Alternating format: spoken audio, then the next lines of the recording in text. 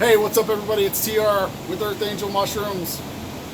Sorry, I'm not sporting the Earth Angel shirt. I'm sporting the Commercial Mushroom Growers Network shirt. It's a business group filled with mushroom business guys. We have a Facebook forum. If you grow more than 100 pounds a week, you would qualify. If you do not grow 100 pounds a week, I will not even look at your Facebook profile and consider you as part of the group. So I'm the head of that group. It's a great group of guys. If you do make it to where you're growing 100 pounds a week, it'll change the game. It changed the game for me and pretty much everybody who becomes part of the Commercial Mushroom Growers Network. It changes the game because you're surrounded by guys who are doing this for a living. Knowledgeable guys that are far more knowledgeable than me are on there. Anyway, I'll stop plugging that. So, my biggest production week of oysters, there is 800 10-pound oyster bags over there. That's my biggest week. So starting off from the basement to my biggest production week of oysters, all the way down and to the fourth row shelving there is all oysters, and those are all sold. But I wanted to touch base on again the business part of this, but it's going to be a little bit different tonight. It's 9:30 at nighttime. I've been here since 6:30 today. I'm going to be here till about 10:30. I'm waiting on the autoclave to finish up. I'm going to turn it off and I'm going to go home. So I wanted to touch base, since my channel is more geared towards the business side, or for those of you who are striving to become a mushroom grower, a mushroom business owner, wanted to touch base on perseverance. So as you all know, you've heard me say that I started in my basement.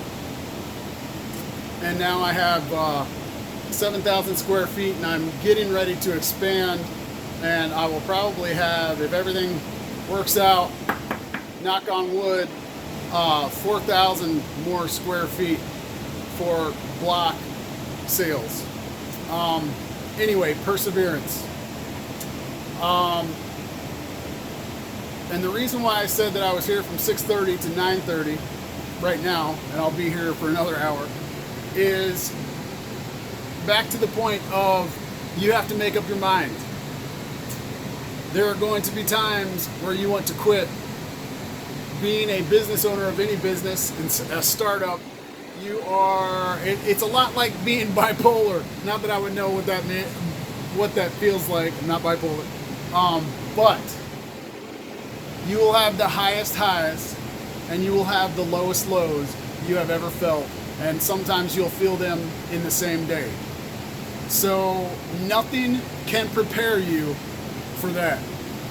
Nothing other than acknowledging that that's how it is. Every business person that has a startup will tell you you're going to have the highest highs and the lowest lows.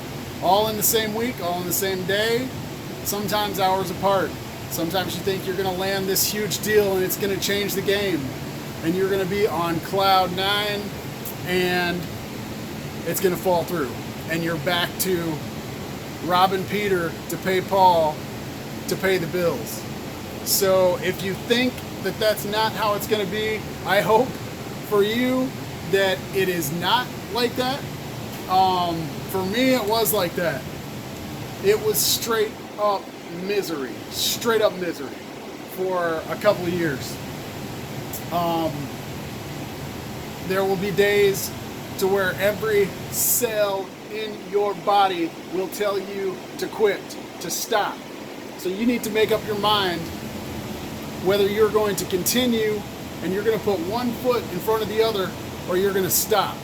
It's up to you. There's going to be a million excuses.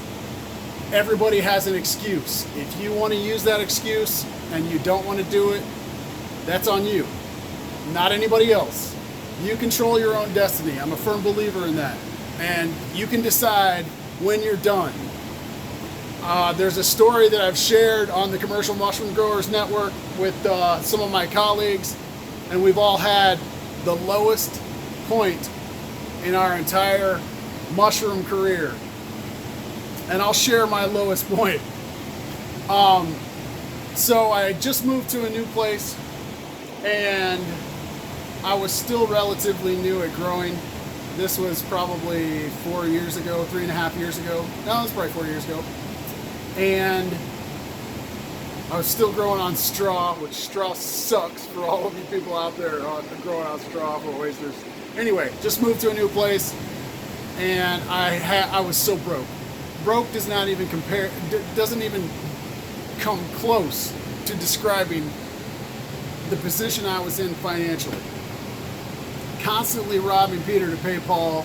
There were times where I would get change from my change jar and put $3 of gas in my truck to deliver the mushrooms and pray that that was enough gas to get there and back. That was not one time, that was multiple times that I did that. But I had made up my mind that I was going to suck it up. So back to the story, I'd moved into a new place, came up with some money to get the air conditioner. As you know, growing mushrooms, you have to have heating, air conditioning. So I needed a 10-ton unit at that place. So I found one on Craigslist and rolled the dice to get an AC. I got it, I had it installed, and it stopped working. It was horrible. So I'm trying to figure out what I'm going to do, and I contaminated 99% of everything that I did for about 3 weeks. The first week, it happens. It doesn't take you long growing mushrooms to see that you're going to contaminate a lot of things all at once. It happens. So I did it 1 week. No big deal. Shake it off. Keep going. Second week, it gets a little bit tougher, but I shook it off. Kept going. Third week. That's when reality started to set in. And I thought that I could potentially fail. I did not have enough money at the time to get an air conditioner. And the realization to me at that point was, this may be out of my control, but I wasn't going to stop. And as the story goes, 3 weeks into this debacle, and I'm a crushed little baby. And of all people, who do you call when you're a crushed little baby? You call your mom. At least I do. So I remember sitting on the steps of my grow-op at the time, and I talked to my mom. And of course, every guy or every girl or whoever, if you're going to get emotional, you're going to get emotional with your mom. That's exactly what I did. I was 36, and cried like a little baby. Not like a little cry, like the cry. It was bad because I thought I was going to fail. That was the realization. It was staring me in the face. And thank God for my mom. She said, I will buy you an air conditioner. And she bought me an air conditioner. And so be prepared to stare failure in the face. But don't be afraid that that's the end. You're going to get up close and personal with failure. You're going to think you're going to fail a lot. What you can't do is just quit. We have a saying in the Marine Corps, don't be a pussy. And I would routinely cycle that in my head when the times get tough, whenever you are working for 14, 16, 18 hours a day. And I've said on some of my other videos, I have a stretch where it was 3 weeks or so that the most sleep I got was 5 hours a night in the whole stretch. Don't be a pussy. I have to cycle that in my head. Some sort of motivation. You have to decide what that motivation is. How are you going to continue to put one foot in front of the other. Every single person has excuses. You decide whether you're going to use them or not, whether you are going to commit yourself to the business that you're in, or you are going to succumb to failure. I made up my mind early on that I will not fail. There's a saying in boxing that says, a true champion goes out on their back. And that means that you fight until someone knocks you out. You go out on your back. And that's exactly what I said that I was going to do. And I feel that my mentality of that has gotten me where I am today, from starting in my basement, growing as a hobby 6 years ago, to 7,000 square feet.